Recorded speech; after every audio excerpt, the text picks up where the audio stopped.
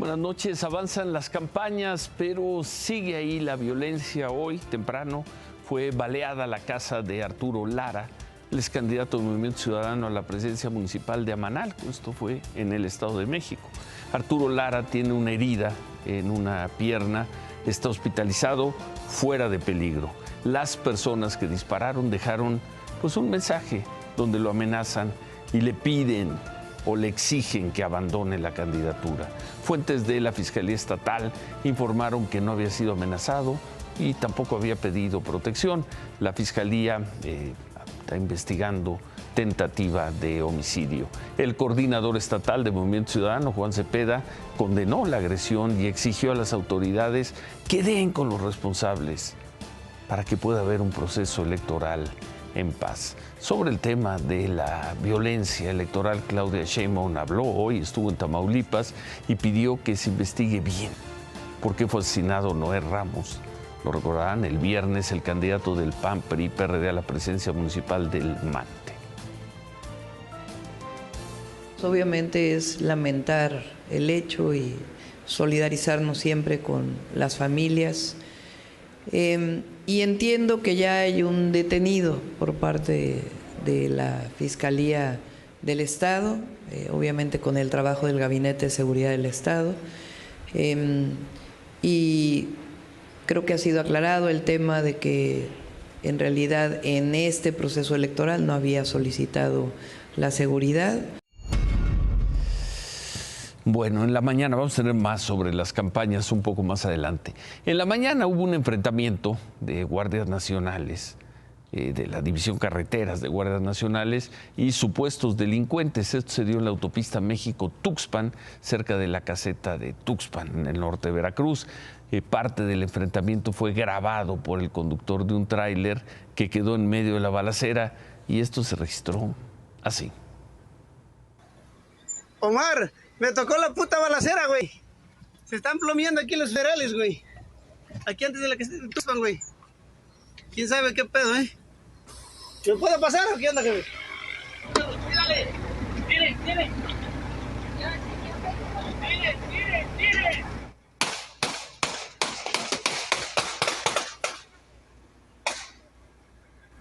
A la Roger, ahora sí me tocó la película en vivo,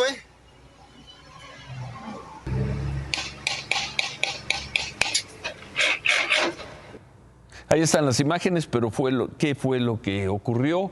Poco después de las 9 de la mañana, los guardias que estaban en la caseta fueron alertados de un percance de un auto. Al llegar al lugar, fueron recibidos a tiros por al menos 4 hombres que descendieron de una de las camionetas accidentadas. Les dispararon para escapar. No hubo heridos. De acuerdo con la Secretaría de Seguridad Pública de Veracruz, la Guardia Nacional aseguró un vehículo y armas de agresores. Policías de la Fuerza Civil de Nuevo León abatieron a 4 supuestos delincuentes, mataron a 4 supuestos delincuentes, detuvieron a otro. Esto fue en Linares. Los hechos se dieron en un paraje de un ejido que se llama Gatos Güeros. Ahí los policías detectaron a los delincuentes cuando iban en una camioneta y en una motocicleta. Querían retenerlos, los atacaron. Los policías también aseguraron 7 armas, además de la camioneta y la motocicleta.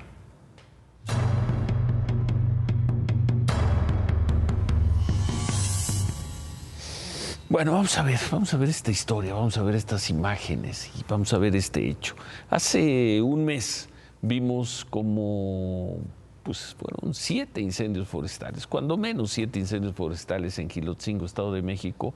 Mataron a 4 personas, además de todo el daño ambiental que provocaron.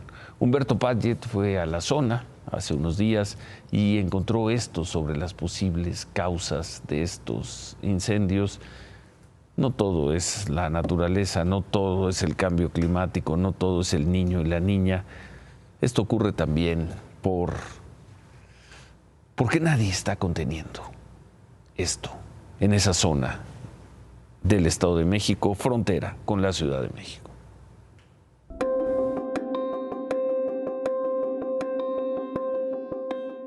Mientras un grupo de la delincuencia organizada incendia la Sierra de Guerrero, Otro quema el bosque de agua del Valle de México y recién arrasó 750 hectáreas de Jilotzingo, un municipio forestal conurbado al norponiente de la capital mexicana. Pues sí observamos algunas condiciones particulares que nos llevan a entender que sí fueron provocados en muchos puntos. Pues encontramos material flamable. En medio de una de las peores sequías en la historia de la Ciudad de México, con sus presas abatidas a nivel récord, uno de los bosques que le provee de agua a las presas Madín y Guadalupe ardió durante los 7 días con sus noches de la última semana de marzo pasado.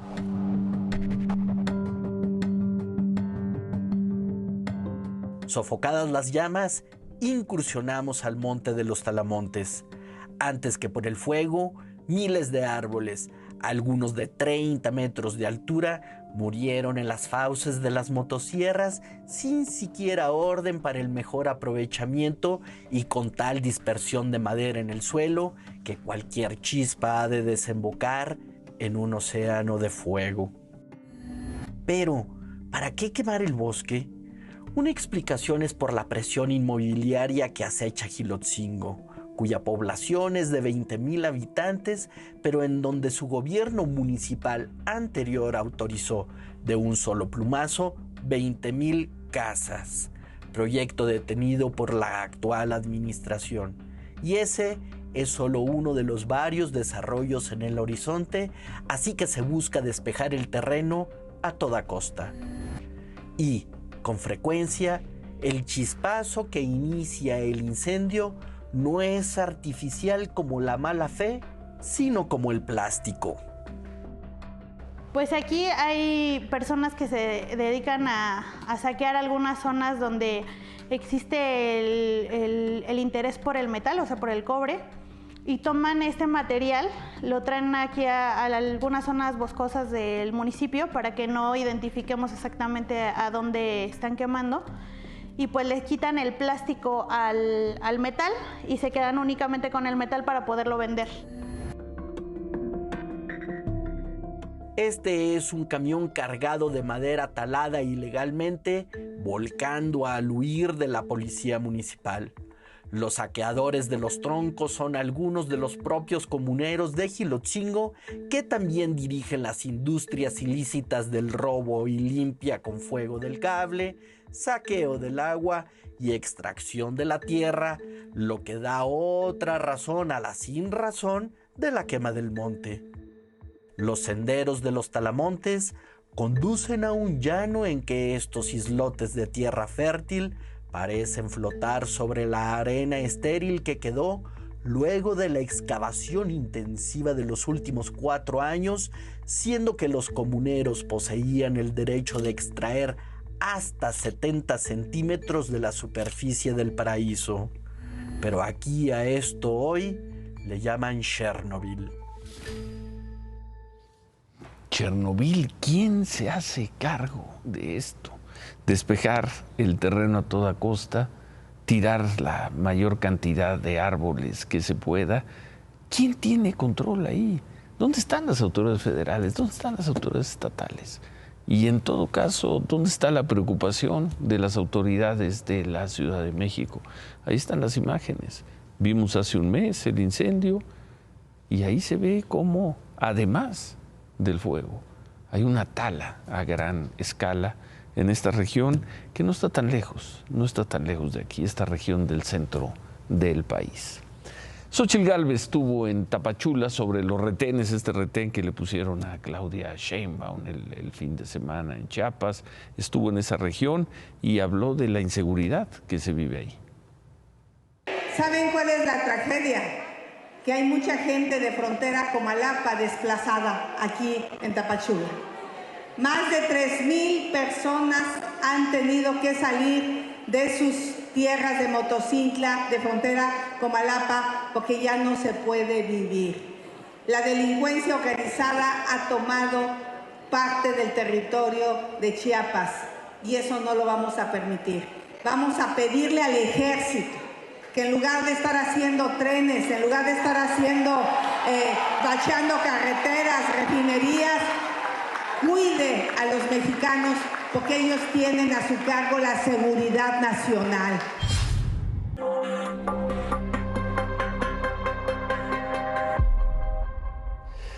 Se cumplen en unas horas, se cumplen 6 meses del paso del huracán Otis por Acapulco. Así están las cosas.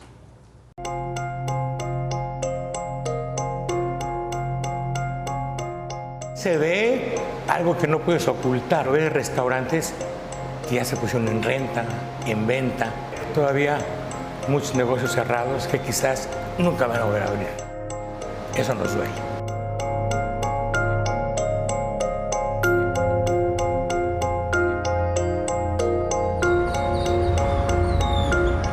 Pues la verdad, del mercado no le han hecho nada. Nomás los prometieron que iban a venir, los de Sedatus, que iban a arreglar y no. Pues sí, nos ayudaron económicamente el presidente, pero no fue suficiente. Y Acapulco Diamante, igual. Los mismos cascarones que antes fueron residencias suntuosas en espera de ser reconstruidos. A 6 meses del golpe del huracán Otis, los días y las noches de Acapulco sueñan con la normalidad que les robaron el 25 de octubre. Y aunque la ciudad se mueve, no puede ocultar que lo hace con muletas. Seguimos en reconstrucción. Acapulco no se ha levantado. Acapulco está luchando. Hay gente que seguimos luchando para levantar Acapulco. Al 16 de abril, había 8.612 habitaciones disponibles de un total de 19.600, el 44%. ¿Cuándo estarán todas listas? Imposible saberlo. Pero no solo faltan cuartos de hotel, también se necesita quien los ocupe. Otis provocó una anemia en la terminal aérea de Acapulco. La confirma la quietud de su estacionamiento y de su pasillo ambulatorio. Es martes de temporada baja, sí, pero también es el daño del huracán que se extiende en el calendario. El número de pasajeros totales que recibió el aeropuerto entre enero y marzo de este año bajó 52% con respecto al mismo periodo de 2023. Pero desde el golpe de octubre, pocas zonas de la ciudad siguen tan lejos de su estado habitual como esta, la Riviera Diamante. Así está 6 meses después. Propiedades de hasta 20 millones de pesos prácticamente en obra negra. Este condominio, por ejemplo, tiene 23.600 metros cuadrados, de los cuales 90% fue afectado. Si los proveedores de material cumplen, algunos se localizan en Cancún, y los trabajadores no fallan, algunos llegados de Veracruz, los 100 departamentos estarán habitables para la luna de diciembre, siempre y cuando tenga elevadores. El proveedor que más rápido nos entrega, nos va a entregar en 8 meses. Entonces podríamos terminar todo, pero no va a haber manera de subir de forma práctica a los penthouse. Muy cerca de ahí, otra de las necesidades del Acapulco post-Otis preocupa a los propietarios de la zona Diamante. La Secretaría de la Defensa Nacional construye cuarteles y unidades habitacionales para los miles de elementos de la Guardia Nacional destacados en el puerto. Los colonos se quejan. Aseguran que no hay servicios para una instalación militar, que la vocación del terreno es turística y que la plusvalía de sus condominios se verá afectada. Es como si llegaran a lo que es Las Brisas y quisieran poner ahí un cuartel militar, o no nos vamos lejos a la Ciudad de México, en lo que es la Colonia Roma o la Condesa, y quisieran ponerles un cuartel militar. A 6 meses del golpe del huracán, Acapulco aún no es dueño de su destino. Le queda el mar, origen de su atractivo, sí, pero también desde el 25 de octubre, principio de su desdicha.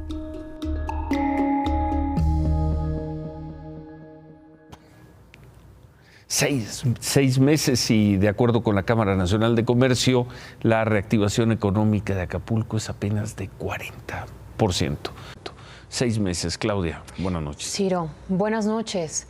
Y hoy se aprobó en Fast Track la reforma a la ley de amnistía, con 19 votos a favor de Morena y sus aliados, 14 en contra de la oposición. La Comisión de Justicia de la Cámara de Diputados aprobó esta reforma sin moverle una coma. La ley que daría al presidente la facultad de otorgar indulto a quienes hayan sido procesados o sentenciados y que a criterio del presidente pudieran aportar elementos en casos relevantes para el Estado mexicano.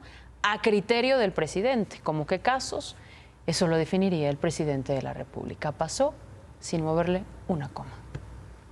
Y todavía vienen aquí con su cara mustia a reírse. No, es precisamente que estamos discutiendo esto por todo lo que ustedes cometieron e hicieron en su momento. No les gusta que hagamos memoria. Es una locura, están mintiendo abiertamente y están mintiendo porque por un lado están ampliando la capacidad de amnistía y por otro lado están quitándole cualquier procedimiento. El presidente cuando quiera y como quiera puede hacer un decreto y amnistiar a todos sus socios del cártel de Sinaloa, porque usted nos viene a decir delincuentes cuando los mafiosos son ustedes. Darle facultades universales de amnistía al presidente es una absoluta locura. Mañana la ley de amnistía se discutirá en el Pleno de la Cámara de Diputados. Por cierto, que hoy también la Comisión de Justicia de Diputados aprobó la reforma a la ley de amparo que prohibiría a los jueces detener obras o normas ante una posible violación a la Constitución de manera cautelar. Se prevé también que sea discutida mañana en el Pleno.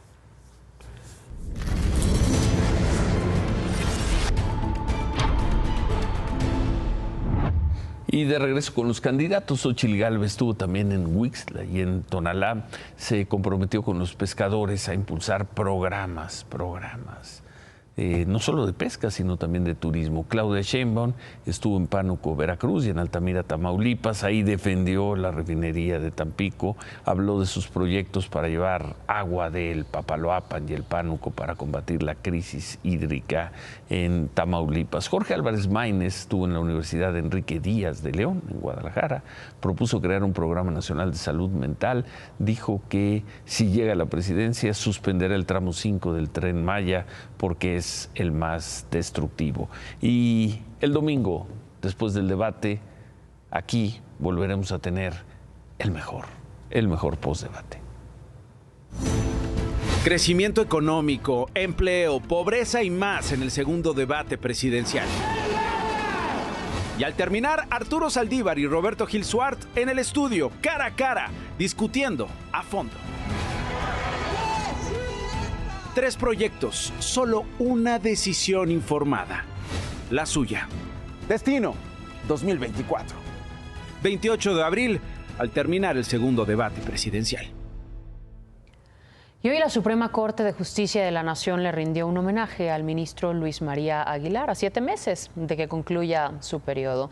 Fueron la mayoría de los integrantes del Pleno de la Corte, quienes no fueron las ministras Yasmín Esquivel y Lenia Batres, quienes brillaron por su ausencia. La ministra presidenta Norma Piña dijo que el ministro Aguilar se ha convertido en un exponente de los principios que rigen la carrera judicial y en un defensor de la independencia del Poder Judicial en este país. Gracias, Claudia. No me puedo ir, Ciro. Y no me puedo ir por varias razones. 2 cosas. La primera, Fernando Mayans, candidato a la alcaldía de Centro en Tabasco por Movimiento Ciudadano, será recordado por lo que hizo hoy durante un recorrido de campaña por el fraccionamiento del Parque en Villahermosa, y no porque se haya quedado sin la candidatura de Morena que le dieron a Jorge May. Vamos a ver. Buenas. Guadalupe Reyes. Hola. ¿Y Guadalupe? ¿Ah? ¿Cómo? Ven, acércate. ¿Ah? No hay nadie. Bueno, cuando se estén inundando, sí les voy a decir, no hay nadie. Cuando se esté inundando así te voy a decir, no hay nadie. ¿Y ya? Javier May, Javier May. Es la tercera vez que compite por la alcaldía de Centro y yendo con esta actitud de casa en casa, dudo mucho la gane. ¿O qué? Claro. En entrevista pidió disculpas, acusó al gobierno del estado de aprovechar el video para generar una campaña en su contra, como sea. Ahí está el video. Ahora va por Movimiento Ciudadano. Ahora va por Movimiento Ciudadano. Por cierto, hablando de Movimiento Ciudadano, hoy denunciaron a Adrián de la Garza. ¿Movimiento Ciudadano? Sí, candidato a la alcaldía de Monterrey por la coalición Fuerza y Corazón por México. Movimiento Ciudadano lo acusa de supuestamente haber desviado más de 400 millones de pesos para su campaña en 2021, cuando se disputaba la gobernatura de Nuevo León. Y lo segundo, hoy hubo multitudinarias marchas de universitarios y maestros en Buenos Aires, en defensa de la educación pública y contra el presidente Javier Milei y sus políticas. El gobierno de Buenos Aires reporta una asistencia de más de 150,000 personas. Los organizadores dicen que 800,000. Lo que sí es que salieron a las calles para dejar claro que no apoyan el recorte al presupuesto para la educación, que se calcula es del 70% del total del presupuesto. Milei ha dicho que detrás de estas movilizaciones hay un adoctrinamiento, un lavado de cerebro de los maestros. Bueno, gracias, Claudia. Buenas noches. Gracias, David. Finalmente el tema del maíz está llegando a su final. De acuerdo con Raquel Buenrostro, en septiembre se resolverá el panel. ¿Ganamos? ¿Perdemos? Ahorita te platico, Ciro. Si es cierto que, como dice la secretaria de Economía, Raquel Buenrostro, en septiembre estará concluido el panel del maíz genéticamente modificado. ¿Qué tal, Ciro? ¿Cómo estás? Buenas noches. Todos podríamos preguntarnos, ¿y qué necesidad había de meternos casi todo el sexenio en este pleito? En 2019 el gobierno dijo que ya se iba a prohibir la entrada de maíz genéticamente modificado a México. Porque según ellos, según el gobierno, que causaba muchos daños a la población. Estados Unidos dijo, muy bien, nada más explícame con base en la ciencia que eso sucede. En 132 países del mundo ya pasaron por ese debate y se resolvió que el maíz genéticamente modificado no implica ningún problema. Eso en el 19 y nos vamos hasta finales del 24. El gobierno hace unos meses cambió el decreto de maíz, seguramente lo recuerdas, que dijo, bueno, nada más no vamos a poderlo producir en México, pero importamos todo lo que sea. Está creciendo de una manera impresionante las importaciones de maíz amarillo de los Estados Unidos. ¿Para qué era la necesidad de meterse en ese problema? ¿Para qué tensar la relación comercial? Ya pasó. Pues, ¿mandé? Ya pasó.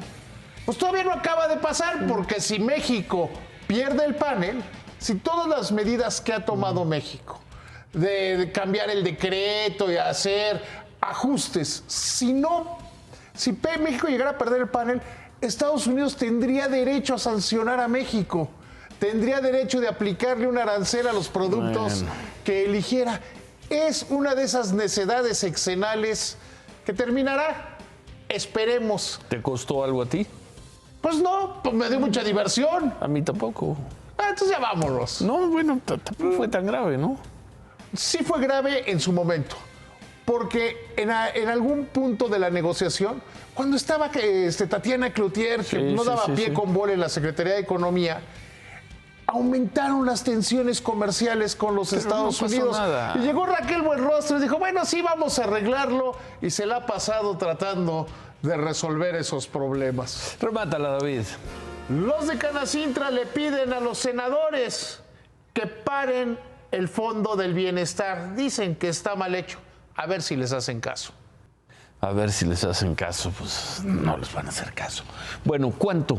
Sobre estas imágenes, ¿cuánto le costará a millones de mexicanos? Esta sí es una tragedia. Mexicanos y mexiquenses, ¿cuánto a quienes hoy son niños o adolescentes les costará esa tragedia que presentamos esta noche y que ocurre prácticamente en nuestras narices? Volvemos.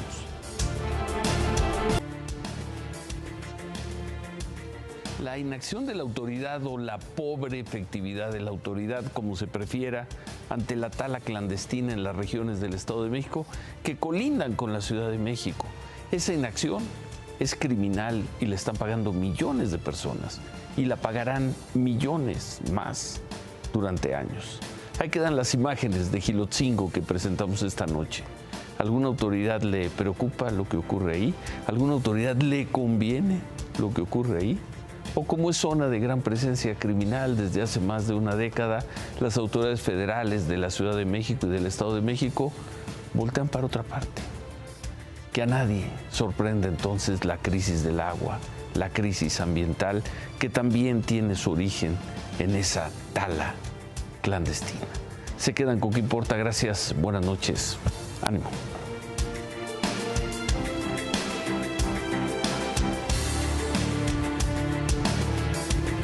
Imagen Noticias, acompáñenos de lunes a viernes, 10:30 de la noche, a través de Imagen Televisión por el 3.1 y síganos también en nuestras redes sociales.